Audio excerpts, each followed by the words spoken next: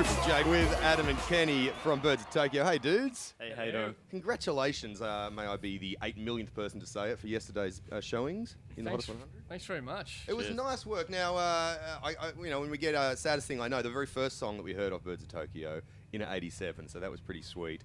What were your thoughts around that point, as how any other songs would go?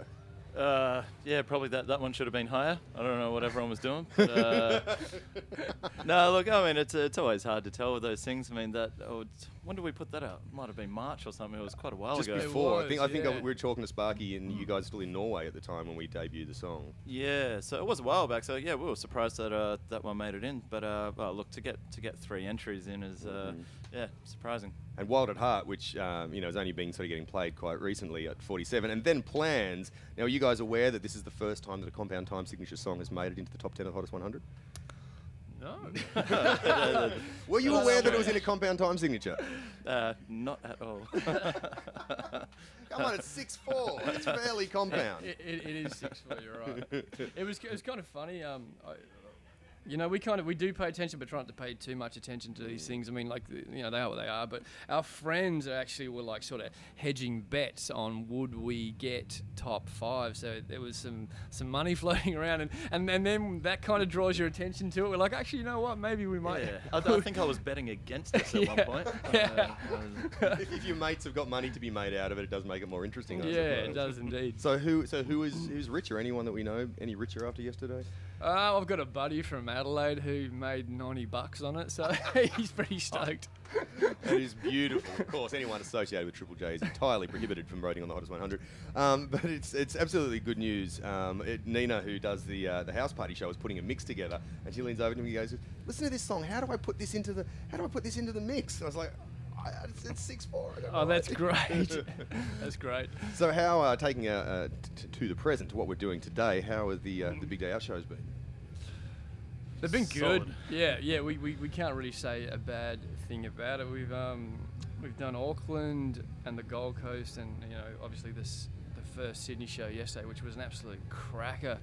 That was such a good show. I think I almost fell over when I left the stage. I couldn't walk down the stairs properly. It's the first time that my legs have actually been a bit wobbly, and I saw you dry reaching behind the room. Kenny, you puked. Yeah, I was just overheated, and I had a head like a beetroot, and my body was just purging. I was just trying to cool down. But you got all the notes. I did. I think I did. If anyone would like to correct Ian on that, send us a text 19757555. Awesome. And have you been to New Zealand very much before as Birds of Tokyo? A couple of times, but yeah, I'd say we'd be planning on getting back there sooner rather than later. The response was actually pretty good there. Now one thing, which is good news. Now, one thing that I heard, which I was quite surprised at, but not doubting your work ethic for a second, is that you guys are already working on new songs. Yeah, it's a funny thing. Once you sort of tell one person about that, then everyone kind of likes to talk about it. I mean, at the moment, we're just working on a bunch of ideas, and to be honest, it's just starting that sort of musical conversation that comes with new records. So let's stifle the creative process by talking about it in interviews. Yeah. Oh, well, it's more just kind of hanging out and doing what a band does, I guess. Yeah. You tend to forget where that sort of environment sort of stems from when you're constantly playing shows or promoting a record. So it's good to get back to that space, I think. Cool. And so, what after this, the Big Day Out wraps up? What are Birds of Tokyo going to be doing? Oh, probably more shows.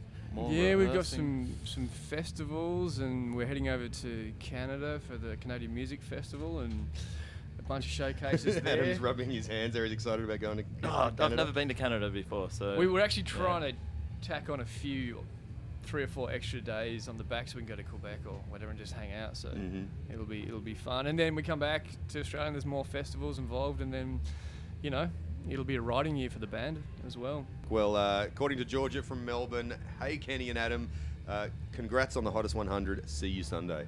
There you go. Excellent. And you guys are on stage tonight after the Deftones, and you said they've been rocking of late. Oh yeah, they're in great form. Yeah. So there's something to push you guys a little bit farther. Your head's going to be even more beetroot shaped, sized, coloured. Sorry.